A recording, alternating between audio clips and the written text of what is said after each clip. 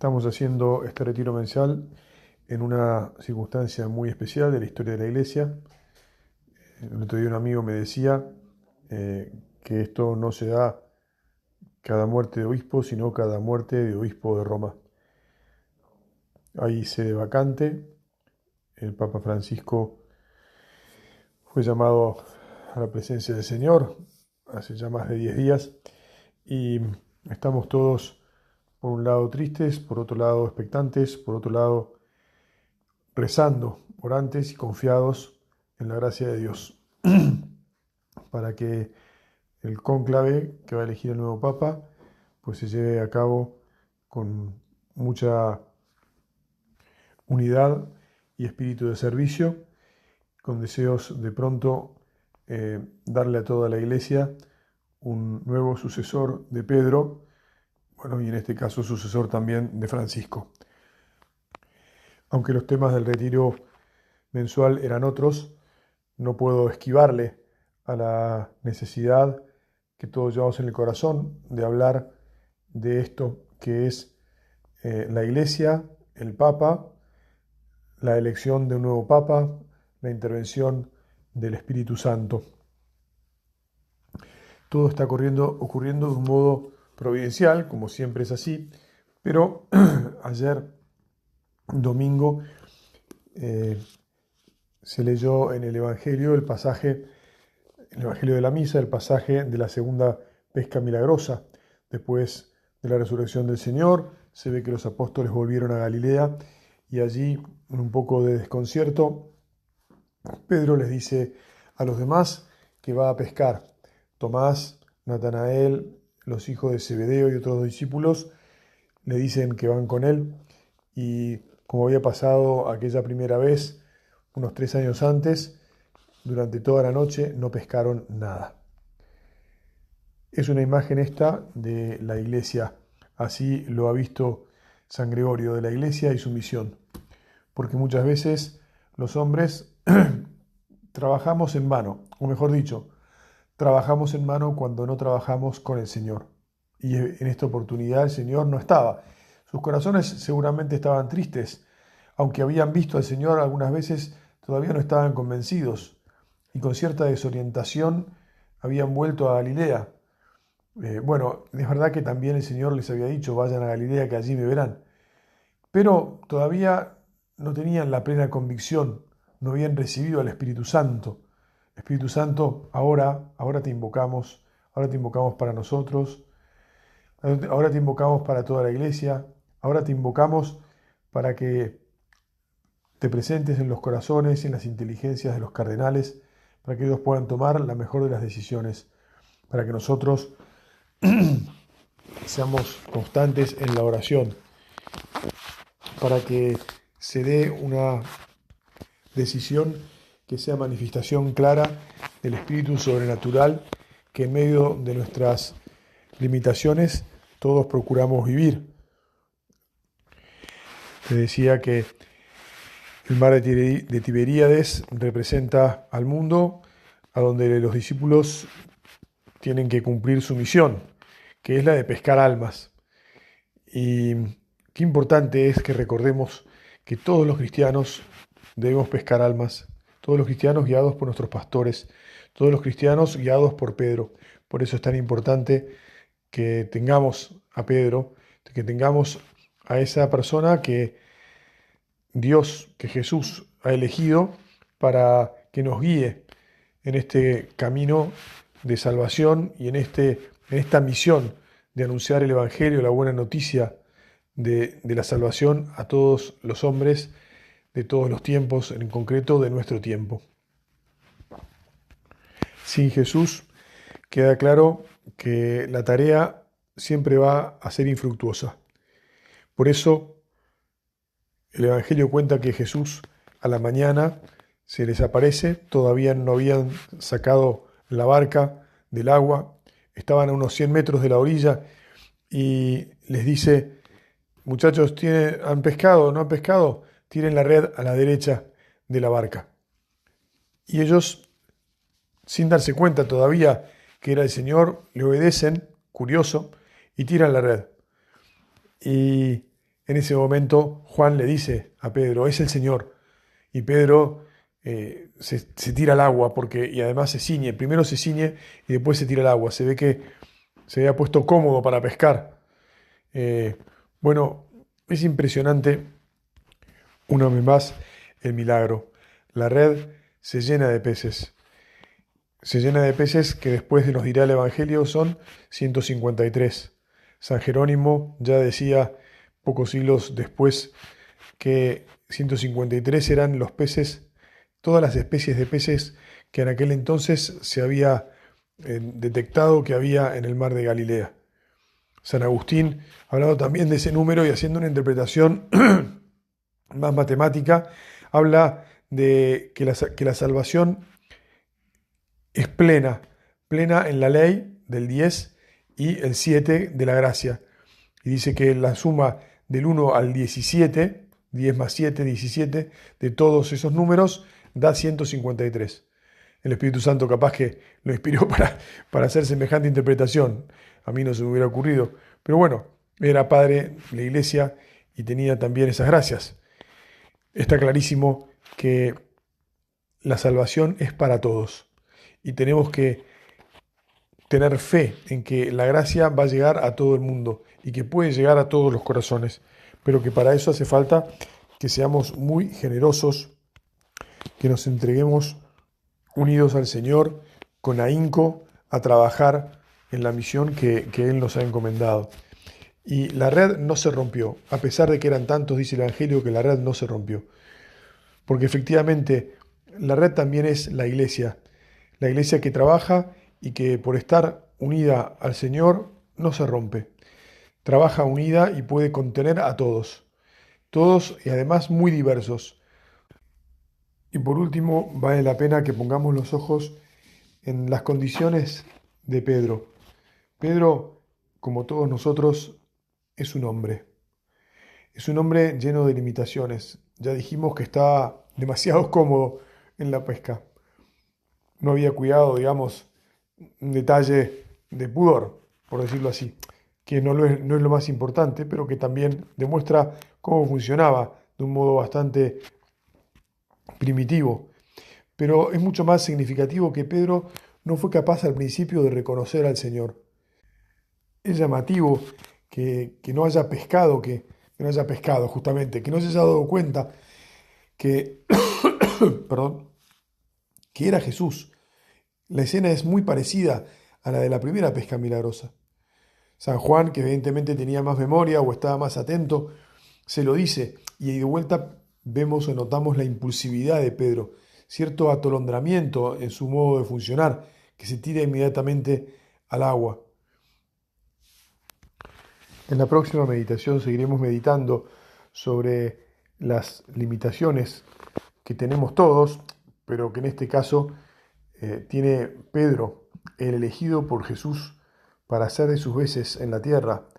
Él, inmediatamente después de la ascensión y de la venida del Espíritu Santo, y los sucesores de Pedro a lo largo de todos los siglos siguen siendo personas humanas con virtudes, ciertamente, pero también con limitaciones. Vamos a meditar un poco más en este tema en la próxima meditación, en un ratito.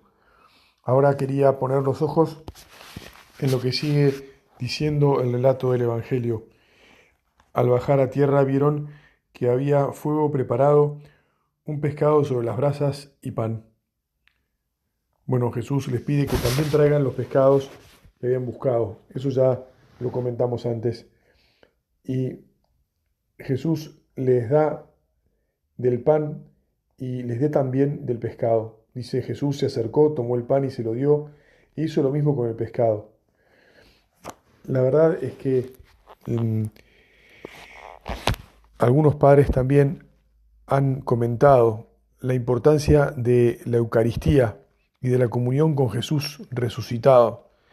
En este hecho de que Jesús comparte con ellos el pan, de que Jesús, que como bien sabemos el símbolo del pez es Jesús, Hijo de Dios, el Salvador, el que ha vencido a la muerte, el que verdaderamente tiene poder sobre el pecado, sobre nuestras miserias, Bueno, si no estamos unidos a Él en la Eucaristía, si no estamos en comunión con la fuerza de su resurrección, si no tenemos el alma llena de la alegría, de la esperanza de la vida, si no vencemos la tristeza de nuestras miserias, de nuestras debilidades, entonces no puede haber frutos, no puede haber apostolado, no puede haber gente que se convierta, no puede haber en definitiva salvación. Naturalmente, aquí los que comen son todos.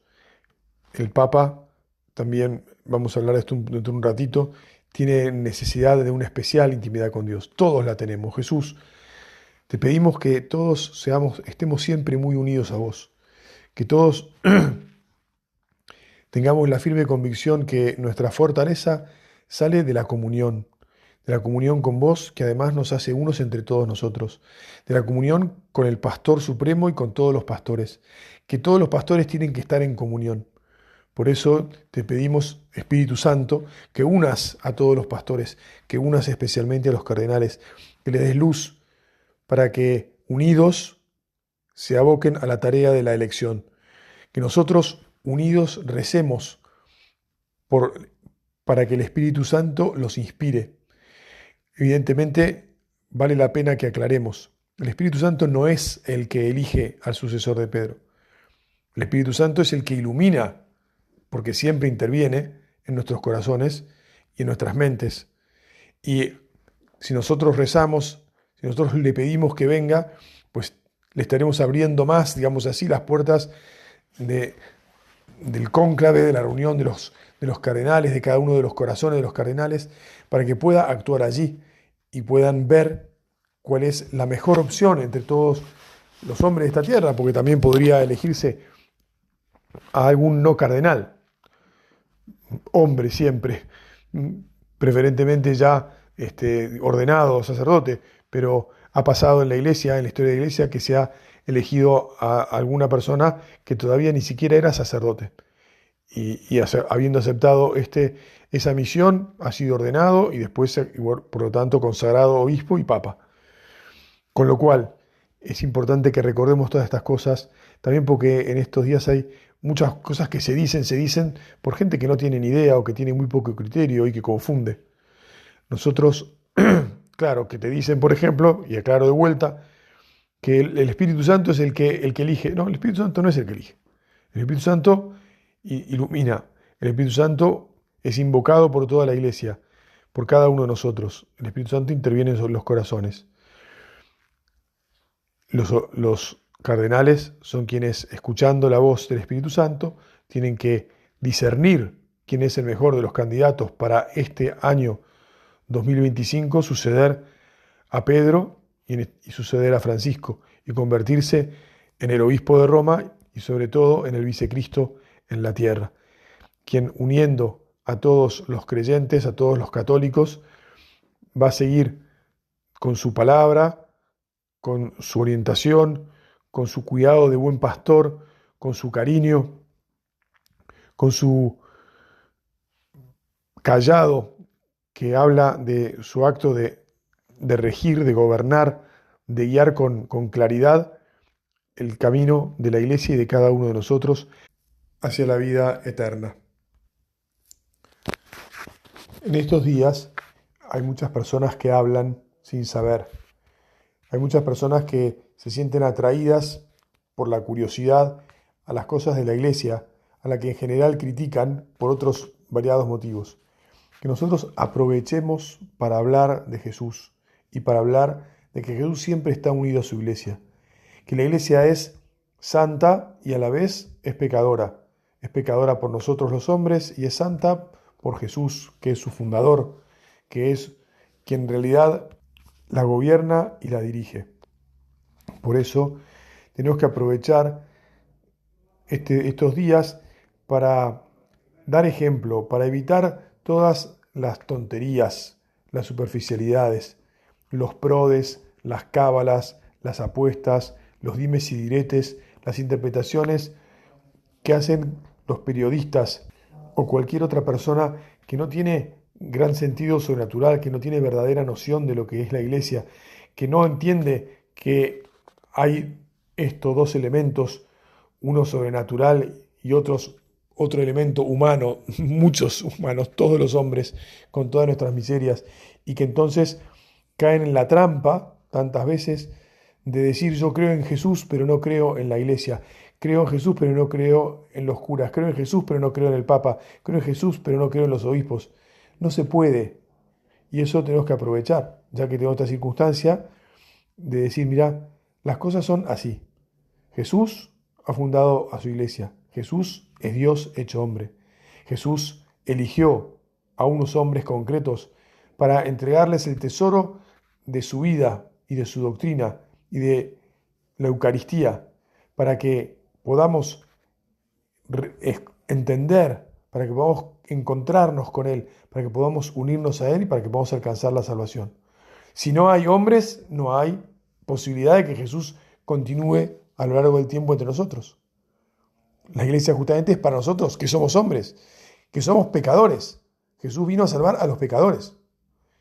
Estas cosas que son tan sencillas, que nosotros hemos meditado tantas veces, que las hemos escuchado, bueno, no tenemos que cansarnos de repetirlas, no tenemos que cansarnos de hablar con los que nos quieran escuchar y a veces incluso forzar un poquito, aunque la persona no esté tan interesada, explicarle y decirle que hay un misterioso juego de gracia y de barro.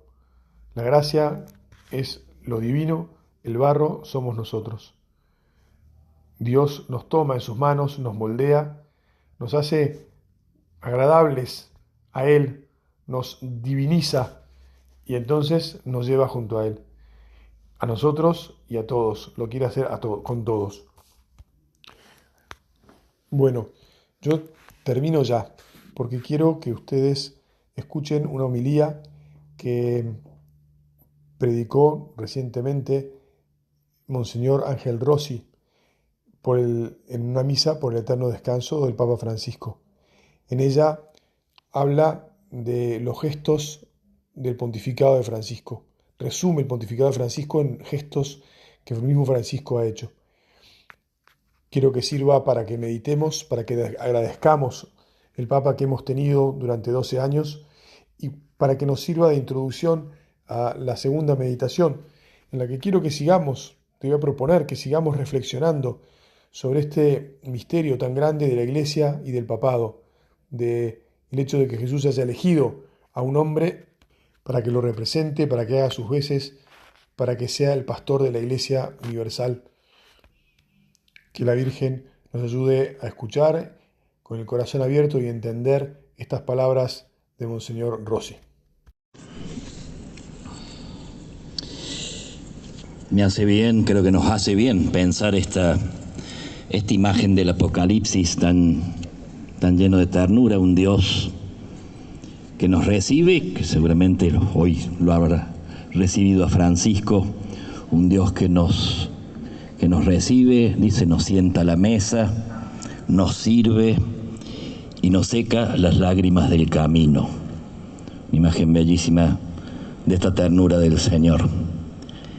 Y el Evangelio nos presenta la Anunciación, ese momento de intimidad entre Dios y la Virgen, una intimidad que Francisco vivió, un hombre de profunda intimidad, un hombre de oración, pero a la vez también, como sabemos, a continuación de la Anunciación es la visitación, porque para el Señor lo nuestro no es un intimismo, sino una intimidad que se convierte en servicio. Por eso el siguiente gesto después de la Anunciación, o sea, el momento espiritual más elevado que ha habido sobre la tierra, el siguiente gesto es la Virgen que va a la casa de Isabel, su prima, que está embarazada, que es mayor y que lo necesita. Por lo tanto, el gesto a continuación de la Anunciación, el siguiente gesto es el servicio doméstico. La Virgen va a darle una mano a su prima, la acompaña, le cocina, le limpia la casa y después le ayuda en el parto, donde nace Juan Bautista, y después vuelve, nada menos que hacerse cargo de este hijo en su seno, Jesús. Intimidad con el Señor y salida a las Isabeles que nos necesitan. Eso fue la vida del Papa Francisco. Francisco es uno de aquellos hombres y mujeres que se animaron a montar el Evangelio en pelo, sin aperos, sin suavizantes, y por eso mismo dejan al descubierto nuestros pretextos, dejan al descubierto nuestras mediocridades. El pontificado de Francisco fue un pontificado gestual. Francisco, con sus palabras y sobre todo con sus gestos, nos hizo saber rotundamente que otro mundo es posible, que el sistema económico basado en la idolatría del dinero es injusto, pues enriquece a unos pocos y convierte a una gran mayoría en masas sobrantes. Que la actitud de los países ricos ante los emigrantes, muchos de los cuales mueren en el intento de llegar a las costas europeas, es una vergüenza. Que vivimos en una burbuja del consumo y con el corazón anestesiado ante el sufrimiento humano muchas veces. Que el ambiente cortesano, pensando para nosotros los hombres de iglesia, que el ambiente cortesano, decía, es la lepra de la iglesia. Que los pastores han de oler oveja y no convertirse en clérigos de despacho o en coleccionistas de antigüedades, ni caer en el carrerismo. Que la confesión, el sacramento de la confesión, no puede ser una tortura, sino un lugar de misericordia. Que hay que evitar el autoritarismo en el gobierno de la Iglesia, que no hay que teorizar desde el laboratorio, sino experimentar la realidad del pueblo. Nos invitó a respetar la diversidad y a recordar que la Iglesia no es una ONG piadosa, sino la casa de Dios, que ha de despojarse de todo lo mundano y acoger a todos. Que son miserables las guerras, todas. Que son miserables, y si es miserable la muerte de los niños y de los inocentes en ellas. Que las confesiones religiosas del mundo deben aunarse para resolver el problema del hambre y de la falta de educación. El pueblo creyente y no creyente ha captado los gestos del Papa Francisco. Besar a un niño discapacitado, lavar los pies a una joven musulmana el Jueves Santo, ser Lampedusa, la isla aquella, el primer viaje apostólico, donde llegan los que venían del norte de África en sus barquitas, usar sus zapatos viejos de antes, los de siempre, no vivir en los palacios apostólicos, viajar por Roma en un sencillo y pequeño coche, conceder entrevistas a periodistas no creyentes, enterrar en el cementerio del Vaticano a un hombre de la calle que falleció en la columnata de San Pedro, llamar desde hace meses, todos los días, a las 19 horas, al párroco de Gaza, que es argentino, y que cuida de una multitud de refugiados. Y en estos días, hace poquitos días, el envío de 4 ambulancias de última generación a Ucrania. Y uno podría seguir haciendo una lista inmensa, ¿no? Gestos que no los inauguró con su pontificado, los heredó Francisco de Jorge Mario Bergoglio, y soy testigo de eso. Su pobreza personal no es oportunista ni es mediática. Todos saben que fue siempre austero hasta el sacrificio. Bergoglio ha sido coherente con su sentida opción por una vida pobre, con una sencillez evangélica que descolocó muchas veces las prácticas y las costumbres vaticanas. Sencillo no solo en la ropa y en el lenguaje, lejos de discursos abstractos, sino en las costumbres, rechazando modismos palaciegos, rechazando ritos y formalidades que no reflejan la simplicidad del Evangelio de Jesús. Francisco abrazó a las viejas, dicho cariñosamente, besó a los pobres, visitó a cualquiera, atendió y llamó a las personas más sencillas, perdió tiempo con gente que no tiene poder alguno, mostró una iglesia despojada y en salida, se cansó de pedir a los curas que estuviéramos disponibles para el pueblo, que nos mantuviéramos abiertos a la escucha y al diálogo, que no fuéramos jueces implacables, que saliéramos a las periferias, que nos ocupáramos de los descartables de la sociedad. Les gritó a los jóvenes: vuelen alto y sueñen en grande, no balconeen la vida, métanse en la vida como Jesús, hagan lío, no tengan miedo de cuestionar. Jesús no se quedó en la ventana mirando, sino que se metió en nuestra historia. Él no tuvo miedo de nuestros líos. Ustedes valen mucho, decía Francisco, no lo olviden nunca, jóvenes. No se vendan, no se alquilen. Son únicos y son necesarios. Son el ahora de Dios. Son la iglesia los necesita. Con ustedes hay esperanza. Sean jóvenes con alas y con raíces. Francisco nos previno de la autorreferencialidad. Una iglesia que se mire el ombligo. Salgan de las cuevas, salgan de las sacristías, salgan de los salones VIP. Prefiero una iglesia herida por salir que enferma por cuidarse. Francisco fue audaz. No se echó nunca atrás por más que intentaron voltearlo con calumnias y con ataques. Y a los hombres de gobierno les recordó que su misión es cuidar las fragilidades del pueblo y no aprovechar el poder para obtener beneficios personales, sino para cuidar a la gente, para sostener y promover a los más débiles. Cuidar, en general, es una palabra que al Papa Francisco lo definió y que él encuentra plasmada sobre todo en la figura de San José, a quien él le tenía una especial devoción. Francisco nos repitió hasta el cansancio: déjate misericordiar. Uno de los felices neologismos, invitando a las personas que se llenan de culpas y de escrúpulos a dejarse perdonar, a dejarse envolver por la ternura de Dios. Los más frágiles encontraron en él siempre un padre, poseedor de una magnanimidad con la fragilidad humana que va a marcar su papado. Los pobres, los frágiles, son los que mejor entendieron y los que mejor disfrutaron la designación de Francisco y los que hoy seguramente más lo lloran.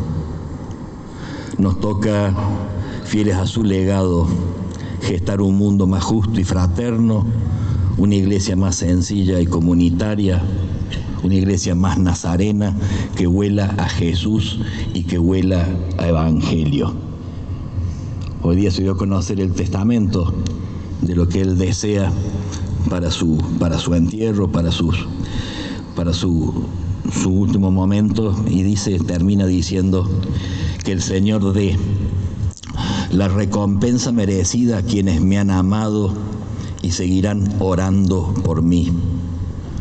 Ofrecí al Señor el sufrimiento que se hizo presente en la última parte de mi vida. Lo ofrecí por la paz en el mundo y por la fraternidad entre los pueblos. Que el Señor nos conceda la gracia de recordar, de hacer pasar por el corazón todas estas gracias. Nos conceda la gracia de hacernos cargo, de tomar la posta de un hombre que se animó, nos dio testimonio de lo que significa vivir el Evangelio. La Virgen, que es madre, él ha pedido ser enterrado, ya tiene su tumba abierta hace tiempo, allí en Santa María Mayor, en esta Basílica de la Virgen, donde cada vez que salía de viaje él iba a rezarle a la Virgen, cada vez que volvía de viaje le llevaba flores a agradecerle. Cuando volvió de la clínica Gemelli también pasó por Santa María Mayor a agradecerle a la Virgen. Bueno, él que tenía esta devoción, este cariño tan de hijo, ¿no? Que también nos ayude también a sentirlo y a vivirlo nosotros. Que así sea.